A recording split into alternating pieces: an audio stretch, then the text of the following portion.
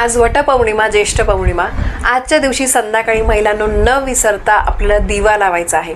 शुभ दिवशी दिवा लावलाच गेला पाहिजे आणि नियमांनी आणि योग्य ठिकाणी जर तो दिवा लावला तर त्या दिव्यासारखा प्रकाश आपल्या आयुष्यामध्ये येत असतो। अडीअडचणी, दुःख, संकट संपायला आपल्याला त्याची मदत होत असते। वटपौर्णिमा महिलांनो, तुम्हाला सगळ्यांना वटपौर्णिमेच्या खूप खूप शुभेच्छा। अतिशय तुम्ही आज आनंदी असाल आणि तुम्ही पूजा केली असेल, काहींची बाकी असेल तर नक्की सांगितल्याप्रमाणे वडाच्या झाडाची पूजा करा। मी काल परवाच व्हिडिओ शेअर केलेला आहे, त्यामध्ये सुद्धा तुमच्यासोबत सगळी अगदी सोप्या पद्धतीने पूजा कशी करायची याची माहिती दिलेली आहे। तर नक्कीच पूजा करा। बघा, वटपौर्णिमेच्या दिवशी तुम्हाला दिवा लावणे का दिवा लावला गेला पाहिजे तर बघा, पतीच्या दीर्घायुष्यासाठी आणि कुटुंबाच्या समृद्धीसाठी एक हा विशेष उपाय मानला जातो। ज्येष्ठ पौर्णिमा आहे, ज्येष्ठ महिन्याची ही पौर्णिमा आहे आणि पौर्णिमा तिथी बघा माता लक्ष्मी भगवान विष्णूंना समर्पित असते। बऱ्याचशा पौर्णिमेंना आपण दिव्याचा उपाय करत असतो। अमावास्या, पौर्णिमा या दिवशी दिवा लावलाच गेला पाहिजे।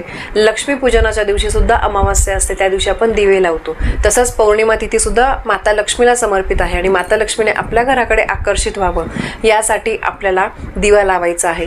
नेहमी बघा, प्रकाशाकडे, स्वच्छतेकडे देवी देवता आकर्षित होत असतात। दिव्यामुळे काय होतं, दिव्याच्या प्रकाशामुळे आपण देवाजवळ रोज सकाळ संध्याकाळ दिवा लावतो। कारण का की घरामध्ये एक प्रसन्न वाटतं, देवी देवता जे आहे ते प्रसन्न होतात।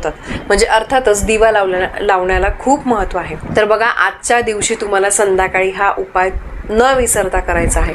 अगदी सोपा आहे, फार काहीही आपल्याला करायचं नाहीये। पिंपळाचं झाड बघा, पिंपळाच्या झाडामध्ये भगवान विष्णू आणि माता लक्ष्मीचा वास असतो, यासोबत आपल्या पितरांचा सुद्धा वास असतो। आज आपला संसार आहे, आपण नेहमी बघा पितरांचे नेहमी ऋणी असले पाहिजे। कारण काय, त्यांच्यामुळे आज आपण आहोत। तर त्यामुळे पिंपळाच्या झाडामध्ये पितरांचा वास असल्यामुळे आपल्याला पौर्णिमेच्या दिवशी असा दिवा लावायचा आहे पिंपळाच्या झाडाजवळ।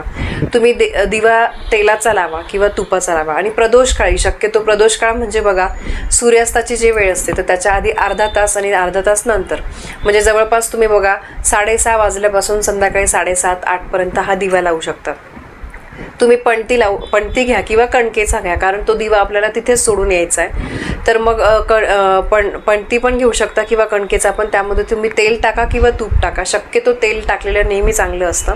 आणि साधा तुम्हाला वाट टाकून त्यामध्ये तुम्हाला सगळ्यात पहिले पिंपळाच्या झाडाला तुम्ही हळद कुंकू अक्षता अर्पण करा, जल अर्पण करा, प्रदक्षिणा मारा आणि त्यानंतर तिथे तुम्हाला दिवा लावायचा आहे। दिव्याला तुम्हाला पण हळद कुंकू अक्षता फूल अर्पण करायचं आहे आणि दिव्याला नमस्कार करायचा आहे।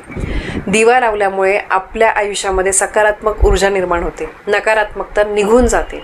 दिवा लावल्यामुळे घरामध्ये सुख शांती टिकून राहते आणि पिंपळाच्या झाडाची सेवा झालीच पाहिजे। तुम्ही बघा, बऱ्याचदा तुम्ही जर तुम्ही ऑब्झर्व केलं, अमावास्या पौर्णिमा यावेळेस तुम्हाला बऱ्याच पिंपळांच्या झाडाखाली तुम्हाला दिवा लावलेला दिसतो। आणि झाड अगदी मोठं पाहिजे असं काही नाही, छोटंसं झाड असेल तरी तिथे सुद्धा तुम्ही दिवा लावू शकतात। बऱ्याच ठिकाणी बघा, आपल्या बिल्डिंगमध्ये वगैरे आजूबाजूला सुद्धा छोटंसं रोपटं कधी कधी पिंपळाचं उगवलेलं दिसतं, तिथे तुम्ही लावला तरी पण चालेल। असं काही नाही की मोठ्याच झाडाला दिवा लावायचा वगैरे। पिंपळाच्या झाडाजवळ तुम्हाला संध्याकाळी असा दिवा लावून फक्त आपल्याला प्रार्थना करायची आहे आपल्या सुखी संसारासाठी, आयुष्यातली नकारात्मकता, अडीअडचणी, दुःख निघून जाण्यासाठी। बघा, दुःख संकट माणसाच्या आयुष्यामध्ये येतच असतात। आज सुख आहे, उद्या दुःख असणार, परत परवा सुख येणार, हे असतंच। कारण दुःख आल्याशिवाय आपल्याला सुखाची किंमत सुद्धा कळत नाही। पण काय, त्या दुःखातून मार्ग मिळवण्याची ताकद आपल्याला मिळाली पाहिजे, आपल्या कष्टासोबत नशिबाची साथ मिळाली पाहिजे। त्यासाठी अशा शुभ दिवशी आपल्याला दिवा लावणे किंवा इतर काही, बघा पौर्णिमेच्या आपण सेवा करतो, उंबरठ्याला हळदीचं लेपण, त्यानंतर पौर्णिमेचा सत्यनारायण तुम्हाला आज संध्याकाळी करायचं आहे, 10 जूनला आज संध्याकाळी करायचं आहे। हे उपाय केल्यामुळे काय होतं, आपल्याला एक ताकद मिळते, एक कोणीतरी आपल्या पाठीशी आहे असं आपल्याला सदैव जाणवत राहतं आणि आपल्याला ज्या काही आपण सेवा करतो त्यातून आपल्याला मार्ग मिळत असतात। तर त्यामुळे बघा, लक्षात ठेवा, असा साधा अगदी सोपा तुम्हाला तेलाचा किंवा तुपाचा दिवा लावायचा आहे। सांगितल्याप्रमाणे दिव्याला हळद कुंकू अक्षता अर्पण करून पिंपळाच्या झाडाची सेवा करून आपल्याला नमस्कार करायचा आहे। तो दिवा तिथेच ठेवून द्यायचा आहे। अगदी सोपा उपाय आहे। आणि बघा, शहरं जरी असले तिथे सुद्धा पिंपळाचं झाड असतंच, एक तरी तुमच्या 1 किलोमीटरने 2 किलोमीटर अंतरावर तरी तुम्हाला पिंपळाचं झाड हे मिळूनच जाईल। तर नक्की तुम्ही करा हा उपाय आणि त्याचा तुम्हाला फायदाच होईल।